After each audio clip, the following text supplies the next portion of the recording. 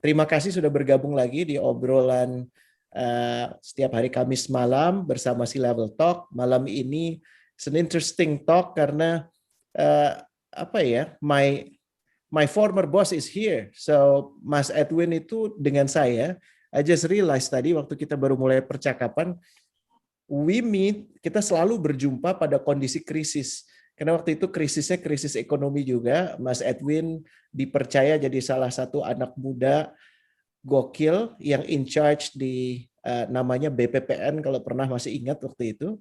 Beliau pegang Chairman's Office ya Mas Edwin ya. The very influential Chairman Office. Jadi banyak pemikiran, terobosan yang muncul dari beliau. And I was his remah-remah momogi at that time. Ya, duduknya di pinggiran gitu, terus disuruh-suruh. Dan untuk punya bos kayak Mas Edwin, karena dia sangat perhatian, sangat pemahaman. Waktu itu saya udah mulai moonlighting bikin restoran sama dia. Ya udahlah, gue lihat kasihan kayaknya masa depan lo suram di sini. Jadi diberikan izin untuk mengembangkan usaha restoran juga gitu. Dan sekarang ketemu lagi dalam kondisi krisis yang lain gitu ya, krisis yang dimensinya berbeda gitu. Makanya malam ini obrolan kita akan ngomongin krisis ya, karena gini, saya nggak tahu teman-teman udah berapa lama hidupnya model-model kayak Kang Reka kan serupa ya.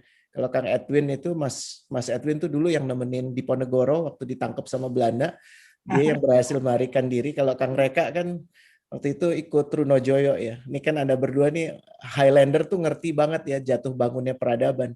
Tapi muke-muke kayak Leo, Cahyani, Herbie itu kan muke-muke yang polos gitu tuh kan, yang belum pernah ngalamin krisis gitu. Dan harapannya dari obrolan malam ini bisa menimba banyak hal ya. Gimana sih cara mempertahankan apa ya bahasanya ya?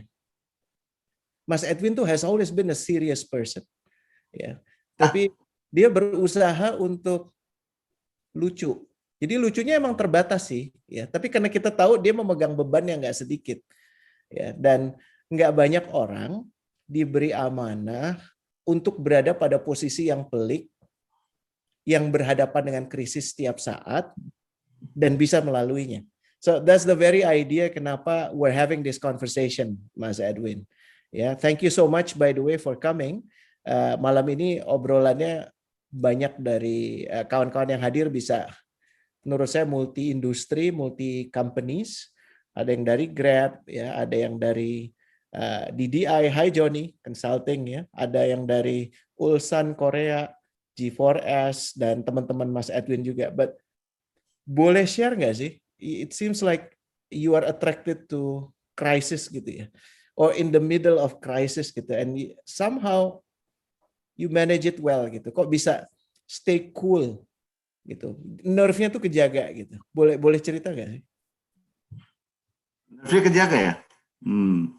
Yang dipersepsikan sih gitu ya. I mean well composed, nggak panik. Saya bisa lihat kalau itu lagi heavy itu kelihatan sih. Jadi gini, apa namanya? Apa ya? Saya belajarnya gini, Rene. Jadi orang kan bilang kan krisis, kita harus gerak cepat, reaktif, apa whatever. Tapi dalam sebenarnya kalau kita reaktif, ya the harder you push, the harder the system will push you back. Jadi kalau kita mendapatkan tekanan, kita langsung bereaksi, itu tekanan akan tambah ke kita. Jadi kayak waktu apa namanya kondisi sekarang gitu ya. Kondisi sekarang kita lagi susah, lagi apa, tapi kita pengen cepet-cepet pulih. Akibatnya gelombang akan menghantam kita balik lebih kencang. Nah ini yang managing crisis ini beda. Nah managing crisis itu saya bilang managingnya dengan metode tumak ninah. Masya Allah. Dijelasin Mas Edwin, tumak ninah.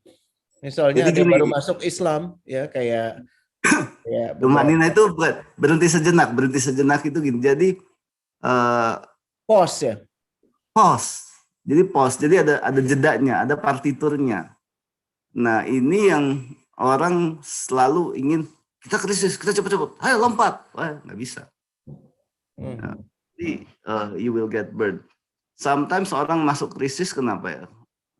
Kita sih bilang ya, krisis itu kadang adalah problem yang dihasilkan karena our previous solution. Jadi karena solusi kita di masa lalu buruk, terjebak dalam krisis ini. Jadi ya mungkin solusi kita betul pada saat itu, tapi pada saat ini kembali itu jadi problem kita, dan kita create another solutions yang which may become our next problems. Nah, ini menyemai krisis berikutnya. Iya, jadi santai aja. Jadi kalau memang ada krisis, bukannya krisis ya, semua kan kalau orang Islam bilang semua sudah tertulis, tapi kalau sebelum turun suratan kadarnya kita harus berusaha. Nah, tapi sebenarnya gini, kalau krisis ya, namanya krisis, nobody wants crisis. Saya juga kalau krisis sebenarnya ada jiper ya, pasti ada jipernya. Kayak kena COVID sekarang kan, mau keluar juga takut, mau berusaha takut rugi, karena ada takutnya juga kan. Nah, gimana kita mau keluar dari krisis ya? Dengan tumaninah. Jadi tumaninah itu berhenti sejenak, terus pause. Nah, pause itu bukannya berarti pause diem gitu, diem kaku gitu, enggak. Nah, sama kayak tumaninah itu kan bukan pause diem, tapi dia berhenti, buang nafas. Buang nafas itu apa? Kalau kita itu mengkonekkan kita kepada source of energy, yang ultimate source of energinya kita. Nah, dalam kita ini bukan di situ. Pause-nya maksudnya ultimate energinya di mana? Memang kalau dibawa ke Tuhan semua orang nggak ada kerja, nanti pada doa aja. Ultimate energinya, misalnya ultimate energi kita taruh di future kita. Berarti di future kita harus melakukan apa? Ini terjadi karena apa? Ya kita mulai recall lagi, kita mulai membuat planning. Buat planning dulu, jangan tergesa-gesa. Jadi kenapa harus planning? Kenapa planning? Kapan reaksinya? Karena planning itu permulaan yang sama dengan doa. Planning sama dengan doa. Can you elaborate? Sama. Itu gimana? Jadi kalau kita jalan ya, langsung bereaksi tanpa planning, berarti kita nggak berdoa. Kenapa? Karena planning itu, ada cerita gini ya. Ini cerita sedikit ya. Sure. Jadi cerita ribuan tahun yang lalu, ada 3 pemuda nih. Lagi jalan, hujan, terperangkap, berteduh di gua. Nah, waktu di gua itu tiba-tiba gua itu runtuh. Tutup nih, rene ini. Batu. Jalan keluarnya runtuh atau ketimbun semuanya? Iya. Gimana ya cara keluar ya? Akhirnya masing-masing gini aja, bagaimana kalau kita berdoa, siapa tahu dengan berdoa dan kita mengutarakan hal-hal baik yang kita sudah lakukan kemudian, dan ini akan kita teruskan ke depan, pintu akan terbuka. Lalu berdoalah pemuda satu, dia bilang bahwa dia dulu melakukan ini segala macam, dia akan melanjutkan jadi orang baik kalau pintu dibuka oleh Tuhan. Yang kedua, begitu dia berdoa, bergeser sedikit pintu, krak, itu batunya. Yang kedua juga bergeser, begitu juga yang ketiga. Akhirnya mereka bisa keluar. Nah, planning itu dibuat seperti itu. Nah, planning itu kenapa saya bilang planning itu doa? Karena waktu planning kita berpikir kan, kita kan recall dulu, kenapa sih kita ada di posisi ini? Oh, ternyata ada hal yang baik kita lakukan, tapi ternyata ada hal buruk yang kita lakukan. Oh, kalau begitu kita berdoa dengan planning, ya Tuhan, ya Allah, ke depan yang buruk saya tinggalkan, yang baik saya teruskan, saya akan melakukan ini, kalau kita bisa keluar dari krisis. Nah, planning itu begitu. Dia berbarengan dengan doa kita. Nah, nggak reaktif. Ini. Nah, itu satu. Yang kedua itu kalau krisis itu terjadi bareng-bareng, ya selesaikannya harus bareng-bareng. Jadi kita belajarnya kan di silat ya. Silat itu silaturahmi. Buat teman-teman yang nggak tahu, Mas Edwin, saya share ya. Beliau ini juga pendekar silat ya. Jadi pernah menuliskan buku soal silat, dan kalau sempat lihat di beberapa YouTube-nya juga mengajarkan tentang tentang silat, baik dari sisi actionnya tapi juga filosofinya juga. Go ahead Mas Edwin. Wah, Ya, kenapa kok silat? jadi silat itu saya diajarkan nih, kalau dalam silat Minang itu adalah namanya bergantung pada tali yang nggak putus, berpegang pada rasa yang nggak bisa dilupakan. Jadi kuncinya itu dalam keluar dari krisis itu adalah silaturahim. Silaturahim itu dalam konteks kekompakan. Masya Allah. Nah ini yang kekompakan itu bisa dijalan gerakan harmonis ketika itu ada tumak ninahnya. Kalau dia tidak ada tumak ninahnya, tidak ada jedanya, tidak ada posnya, semua benturan, kepentingan, semua mau duluan, ini duluan, gue duluan yang keluar, gue duluan, lu belakangan, lu nggak penting. Nah, kalau udah begitu ya cilaka. Itu aja. Saya ini kenapa krisis menarik?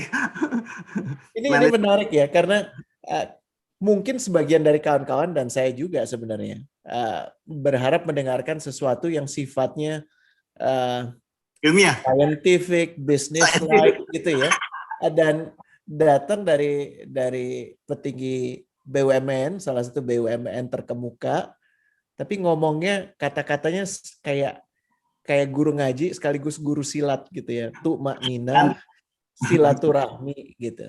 Jadi mungkin kalau dalam konteks krisis yang kita hadapin saat ini ya Mas Edwin, aplikasi dari tumak ninahnya supaya mudah tuh gimana gitu. I know AP is not in good condition juga gitu kan. yeah. Pasti challenges-nya berat.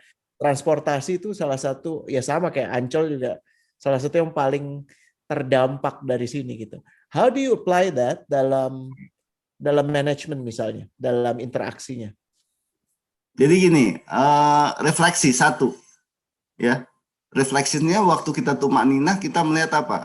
Apa yang ada di diri kita, pada poin itu apa yang tertekan dari diri kita. Nah, untuk konteks bisnis AP sama ini karena passenger atau orang yang datang kurang. Artinya penghasilan kurang. Penghasilan kurang, rugi, pengeluaran tidak bisa dengan pendapatan, ya. Ini konteksnya di situ. Konteks itu di ujung. Tapi kalau kita dapat tumak ninah, ya kita langsung, wah, hajar, potong biaya, ini segala macam, tutup cash flow. Ya, emang benar, segala macam. Tapi apa yang akan terjadi? Fondasi bisnis malah bisa jadi patah. Kenapa? Misalnya ketika kita lagi tiba-tiba ya, misalnya Mei tahun lalu ya, tiba-tiba penumpang pesawat kosong. Penumpang pesawat kosong, bandara itu empty. Bandara itu jadi tempat parkir pesawat. Ketika itu panik semua orang, ya, dan lebih parah lagi, waktu itu Angkasa Pura cuma punya persediaan uang, karena biasanya tuh uang datang dari langit ya. Cash flow-nya terus ya. Iya, karena pesawat datang dapat duit. Cuman punya persiapan 3 bulan. Masya Allah, subhanallah. 3 bulan habis. Bagaimana bisa bertahan? Jadi pas bulan puasa, udah mau lebaran, kita nggak punya uang. Waktu itu bulan Juni diperkirakan habis. Sebenarnya kalau kita nggak bisa melihat apa yang kita bisa jual, gimana cara kita mendapatkan uang, ya panik aja. Semua kita potong-potongin, kita tutup, nggak kita bayar, tenan kita minta tagih semuanya, karyawan kita potong gajinya. Nah, kalau jadinya apa? Kalau kita melakukan masif seperti itu, supporting ekosistem kita berantakan. Iya. Iya, betul. Supporting ekosistem kita berantakan. Kalau supporting ekosistem kita berantakan, kita mau build bisnis lagi bisa nggak? Berat kan? Artinya kita ada yang harus kita sacrifice. Kalau kondisinya kayak begini, apa yang pertama kita jalankan? Whatever it takes, pertama aku harus maintain operations. Ya. Maintain operations, tapi some needs to be sacrificed. Nah, itu yang dilakukan. Jadi nggak bisa semuanya kita hajar, dung. Ya, ada tahapannya apa yang dihajar. Nah, ini yang disebutnya berhenti dulu. Oh, kita lihat. Nah, sama seperti misalnya orang ini dalam silat ya, ketika kita tertekan, ya sebenarnya ketika kita fokus pada tekanan itu semakin susah kita untuk keluar. Tapi kalau pertama kita lihat what is the most valuable to us dan start appreciating yang tidak diambil nikmatnya oleh Allah, Masya Allah. jadi power kita. Jadi waktu saya bilang ke teman-teman, iya kita masih masuk krisis, iya kita lagi susah, tapi kita harus bersyukur. Kenapa? Kita nggak punya duit, tapi sebenarnya kita kaya. Kita punya aset cukup kuat, kita masih punya karyawan yang solid. Ya. Kita tahu kita menjadi bagian penting dari republik ini. Jadi masih bisa kita chance untuk cari duit. Nah, itulah dalam waktu singkat, alhamdulillah kita support dan dapat funding yang bertahan sampai sekarang, walaupun sekarang kita masih belum keluar krisis dan sekarang lagi agak susah lagi. Nah, ya, jadi itu prosesnya. Jadi start from reviewing. Mas Edwin, sorry aku potong ya. Tadi Mas Edwin menarik sekali bilang stop dan tanya ke diri sendiri apa yang paling berharga yang masih belum diambil oleh Allah. Ya, saya nggak tahu ya. Ini dalam banget sih. Buat saya ini overwhelming banget gitu. Apa yang disampaikan tadi. Dan kadang-kadang kita juga suka takut menjawabnya gitu ya. Karena ya mungkin bisa jadi karena selama ini kita kurang bersyukur gitu bahwa kita masih diberikan begitu banyak gitu. Nah, gimana sampai ke jawaban itu buat Mas Edwin dan tim di AP itu gimana? Gimana? Jadi saya cuma bilang, iya kita nggak punya duit. Cash flow is in the conditions where we have a draining cash. Tapi kita masih bisa cari uang. Yes, at that point of time, bahkan sekarang itu kita deficit in our cash flow. But the thing is, we still have the potentials that yang masih ada, yang belum dicabut. Nah, ini yang kita appreciate, kita bawa, kita dan kita tata ulang. Dengan itu saya selalu bilang yang pertama maintain operations, and in order to maintain operations, ya, satu adalah kekompakan internal harus dijaga, ya. Kekompakan coordination among the ecosystem must be in place, must be intact, jadi tetap utuh. Wow. Kalau ada orang yang ngaco, ya, yang memang ya jadi kutil dalam daging, harus dibuang. Karena itu kewajiban, itu namanya prerequisite untuk bisa keluar dari krisis. Jadi justru yang kutil-kutil itu iya. Tapi gitu. Yang besar-besar, iya. Ya gimana ya? Kita kan susah ya namanya krisis. Waktu kita krisis 90-an kan kita masih muda ya. Jadi masih cuek walaupun orang lain pada susah, waktu itu kita malah berjaya. Orang lain, we became popular because of the crisis, Rene. Jadi That's true. That is true.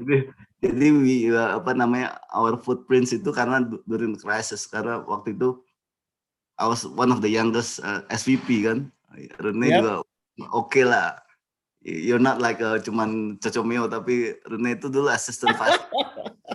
SVP-nya saya I was the youngest SVP waktu itu. Saya SVP umur 30 awal, 31. Rene itu beda setahun setengah sama saya kali. The interesting part adalah Mas Edwin tuh nggak pernah, ini buat sebelum saya kasih ke Kang Reka sama Mas Joni ya, the thing as a boss, although he was young, he doesn't pretend to be old gitu. He embrace mudanya gitu. Kalau dia nggak ngerti, dia datang aja. So he's not afraid to be someone who is apa ya, dia nggak malu. Mas Edwin tuh datang jadi orang paling bodoh dalam ruangan tuh nggak malu gitu. Dan that's something yang the thing that I pick up from you is that karena apa? Gue tuh kan kayak kalau nanya tuh kayak nggak enak gitu ya, atau kayak ntar gue bego gitu. In your case, I learn justru by being honest, ngomong kalau nggak tahu ya nggak tahu, tanya ya tanya. That's one thing that I learned from you. Gitu. Satu yang saya pegang Rene ya, kalau mau sukses dalam, kalau Rene kan bilang your job is not your career, tapi saya buku sesat itu ya. Your job is not your life. Your job is not your life, indeed. Walaupun Rene udah bikin sekarang buku hijrah ya. Terima kasih sudah dipromosikan ini. Ya ampun. Ya tapi ampun. apa namanya? Saya bilang kalau mau baik dalam kehidupan, insya Allah whatever you do, ya jadi manusia yang satu. Jadi antara you as a private sphere dan ketika di public become public sphere itu harus satu. Jadi jangan sok yang nggak bisa pisah. Nah itu orang suka yang ketika dia in public dia look so good, perfect. Tapi secara kehidupan private totally different. Yeah. Begitu. Setelannya begini. Jadi karena kenapa? When you become satu ya dengan kehidupan only one individuals, Edwin segala macam, itu kita sebutnya momen inersia, momen force-nya tuh, power-nya itu kita pegang. Jadi nggak banyak energi kita pecahkan untuk hal-hal yang karena pretending itu juga butuh energi ternyata ya. Butuh energi, iya. Dan pada saat kita tinggalkan itu, you have so much more energy yang bisa dipakai untuk hal-hal lain yang lebih manfaat. Betul. Tuh nggak tahu ya, remah-remah Momogi yang ada di sini malam ini, kawan-kawan yang menyimak, I think that was just a golden nugget yang baru Anda dapatkan. And one of the thing yang emang paling berat karena social media di mana-mana, the need to be seen as somebody yang perform, yang successful, yang keren, akhirnya malah jadi rempong gitu. Oke, Kang Reka. Ya, Kang Reka silahkan ajukan pertanyaan, nanti habis ini Johnny ya. Ya, terima kasih Coach. Ini sebenarnya ya saya ingin nanya aja, when you facing the crisis, apalagi sekarang kalau konteksnya AP2 lah, AP2 di sini bisnisnya itu benar-benar apa ya, kita bisa sebut bisnisnya bisnis ekosistem kan, ya, Chief. Jadi ekosistem di mana, nah pada saat kondisi pandemi ini gitu, dalam satu sisi AP harus ngasilin duit gitu, tetapi dalam satu sisi ekosistemnya juga sedang sakit semua. I can say semua gitu kan. Kalau zaman dulu itu udah kayak gadis cantik gitu kan. Apa itu? Mau tenant punya space berapapun, mau dijual seberapa mahal pun, pokoknya mau masuk ya Kang Reka ya. Everyone coming gitu kan. Mau tenant tempat kecil mahal semua datang. Gitu. Yeah. In the property side semua datang gitu. Dalam sekarang berbeda gitu. Bahkan yang big chunk-nya mungkin airlines gitu. Ngambil duitnya mungkin ya dari airlines kan. Tetapi airlines-nya bahkan lebih terpuruk lagi. Yeah. Nah, I mean how you find the middle ground. In the same time you AP2 bisa menghasilkan uang, at the same time nggak nenggelemin teman sendiri juga gitu. Nggak nenggelemin teman sendiri. Iya kan, soalnya ekosistem semua tadi itu kan dibilang yang penting gue selamat, lo mau mati atau ini memang Kang Reza, ini mereka ini memang nggak karena namanya ada battle of interest ya, nggak di ya antara AP Airlines kemudian other players in the ecosystem. Bahkan juga di antara di internalnya AP2, karena dia kalau misalnya ya orang yang handle operations mau operasinya sempurna seperti dulu, orang keuangan bilang jangan kayak begitu, itu kan boros. Orang komersial maunya bayarannya lancar, dia semua nagih semuanya ke orang, padahal orang lagi susah, akhirnya jadi kredit macet. Tapi karena KPI-nya dia di situ dia tagihin. Yang keuangan KPI di mana? Itu battle itu terus ada. Nah, ini yang saya bilang, look, stop, lihat. What is the most important to us? Nah, sama juga yang teman-teman yang di AP, misalnya di kargo apa segala macam. You've been enjoying so many years itu ya, dengan AP ya. Bahkan AP-nya cuek, kontrak-kontraknya juga nggak terlalu bagus buat AP2 atau buat AP1 yang lain. Cuman it's okay everything gitu. Karena kita Mudah zaman waktu itu. masih kebagian semua. Iya. Contoh ini aja, kalau pesawat terbang itu bawa Rene atau bawa passengers, itu kan ada yang namanya passenger service charge ya. Iya. PS, airport tax. Itu sebenarnya haknya bandara kan. Haknya bandara. Kemudian tapi yang collect adalah dari penjualan tiket airlines. Ya. Penjualan tiket airlines. Sebelum krisis tuh ya, haknya bandara terhadap PSC atau airport tax itu dibayarkan airline setelah diambil dari passengers 2-3 minggu setelah passengernya terbang. Karena kenapa? Ada proses dokumen apa segala macam verifikasi, baru dibayarkan. Waktu COVID mulai duit yang punyanya hak bandara itu dipakai sama airline, nggak dibayar-bayarin sampai setahun. Waduh. Ratusan miliar itu. Nah ini kan, am I a finance company that financing the working capitals of the airlines? Ya enggak juga lah. Enggak juga kan? Selama ini boleh aja, tapi Nah, ini juga salah satu hal sama di kargo. Nah, kita ini diminta untuk be considerate to tenants that are suffering from the current crisis. Okay? Iya, kita bisa. Cuman all the tenants, all our business partners, they must do. Ini mereka juga harus aware our conditions gitu. Kan saya bilang it takes everything to tango, nggak it takes to tango, but it takes everybody to tango kalau kita mau keluar dari krisis at the same bareng-bareng. Saya untuk mempertahankan ekosistem dan operations, kita willing to negotiate. Jadi misalnya tenants itu lagi problems, oke, lu bisa bayar berapa sekarang? Lu bayar segini, gue kasih invoice segini, sisanya gue divert dulu ya. Masih bisa dinegosiate seperti itu. Nah sekarang yang airlines akhirnya mereka bayar semua, yang itu kita tagihin, ya masih tetap ada utang duit kita. Tapi cara penagihan PS itu sudah dirubah sekarang 3 hari 4 hari sudah harus di setor. Nah itu kan bareng gitu ya. Nah sementara yang lain-lainnya kita masih bisa negosiate. Nah itu kita saling topang, saling support. Nah tapi kalau ada yang mau menang sendiri, ya itu repot. Sama kayak di AP2 di internal juga. Misalnya satu direktur mau menang sendiri, karena KPI-nya dia, tapi at the expense of other director, itu udah gak benar. Dan I'll be the referee. Gak bisa lu gitu, lu menangin KPI lu di sini jadi suffer.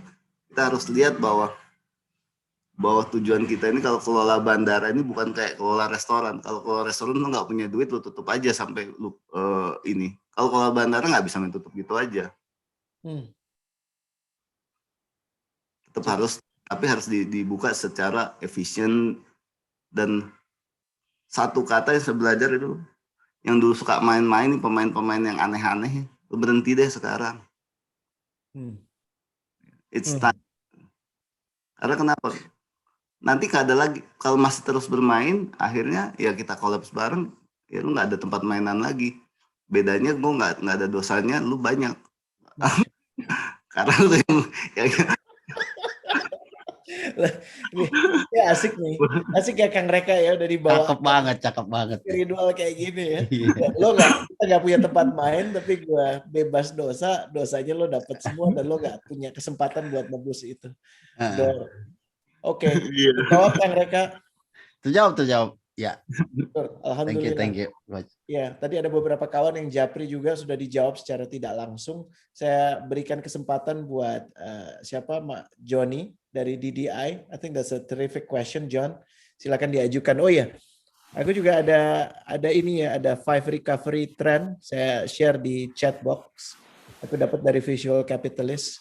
Kalau Anda mau lihat di situ, something is it's not all black gitu, sebenarnya bisa banyak hal. Kalau mau melihat hal-hal yang baik bisa dilihat di situ. Ya, go ahead John. Oke, thank you Coach. Krisis ya, jadi sepanjang sejarah umat manusia kan selalu melewati satu krisis ke krisis berikutnya gitu.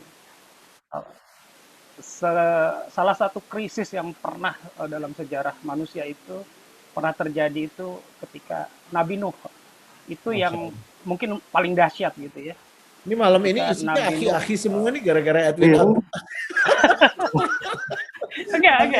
Jadi artinya asik banget ya. Oke, go ahead. Iya. Jadi artinya krisis itu sebetulnya bagian dari DNA purba manusia sebetulnya kan. Itu sebenarnya ada di dalam DNA manusia gitu. Menghadapi krisis itu ya gitu. Cuman pertanyaan saya adalah semua orang ngalamin krisis, tapi ada yang dan caranya berbeda-beda untuk keluar dari krisis, atau menurut saya menari di dalam krisis malah, dan hasilnya berbeda juga. Ada yang cepat, ada yang lambat. Nah, pertanyaan saya ke Coach Edwin, kenapa ada yang bisa lebih cepat keluar gitu dari krisis, atau bisa menari bersama krisis malah, atau ada yang malah terjebak, terjerembab, lalu tidak bisa bangkit dari krisis.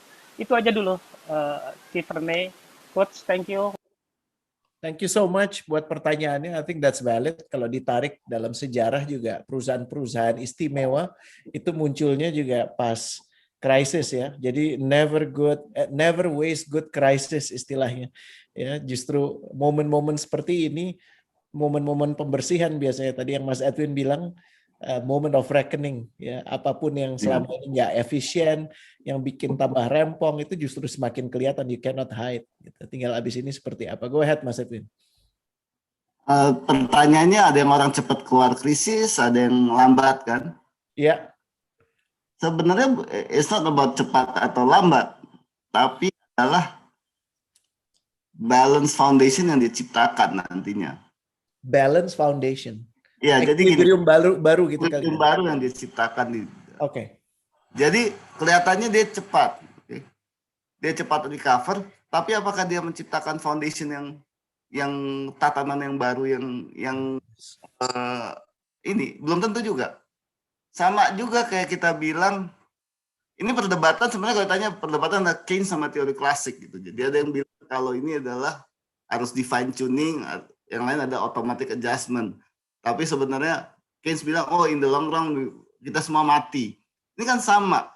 Kita mau cepat ya bisa, ekonomi bisa mau recover cepat. Ya udah pandemi gampang.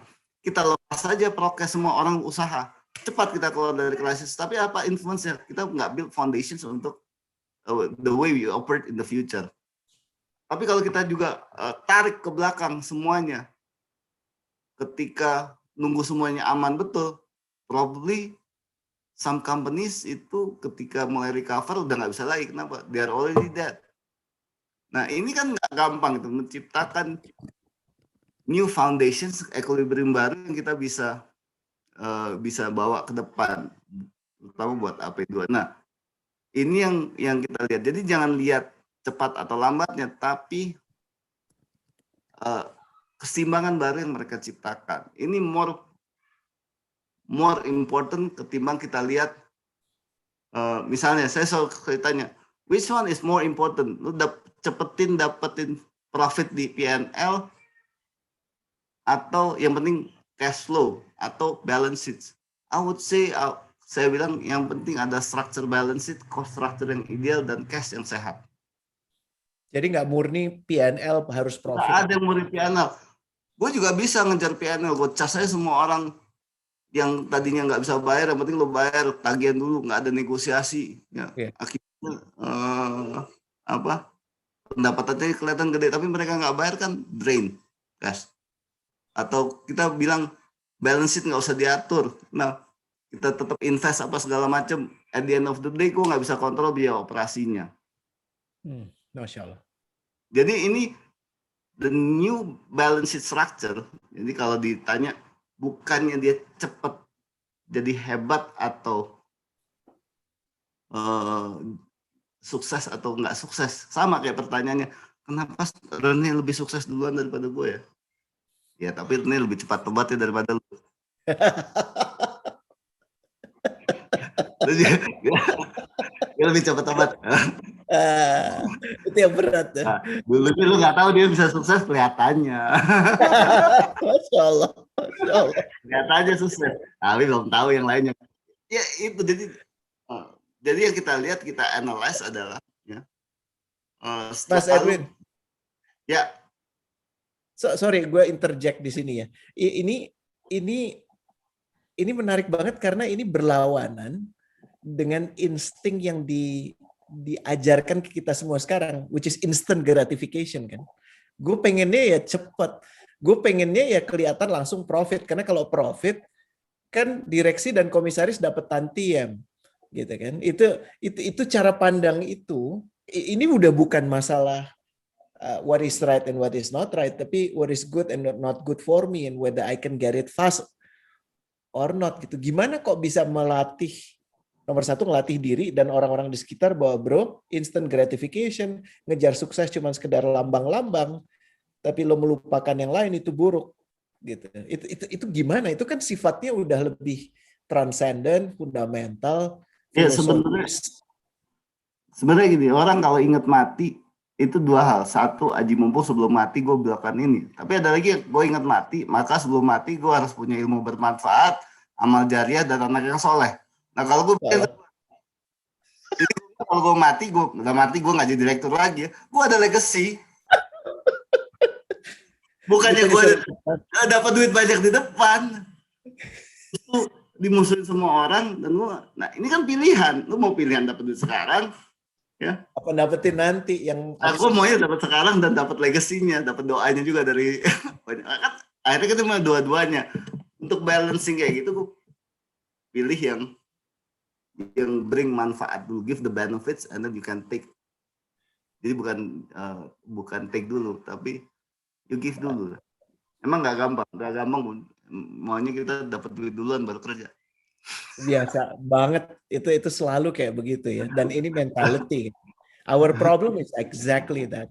Ya, Masya Allah. Thank you so much mengingat mati ya. Tadi menarik sih angle-nya. Kalau ingat mati itu udah mati jabatan, mati apa? Kalau mati dalam arti kan mati banyak hal ya. Ada mati secara kita kan hidup sementara, tapi juga jabatan, pekerjaan, whatever position kita juga sementara. Jadi pasti ada suatu hal yang harus kita tinggalkan di situ. Masya Allah. Dahsyat ini. Ya itu. Jadi if you separate yourself ya dari kehidupan dalam sebagai running business, family atau then you will not get an optimum energy untuk jalan. Jadi kalau ditanya kok hubungannya bisnis sama silat, bisnis sama ini ya, whatever you believe itu jadi foundation pertama untuk melangkah.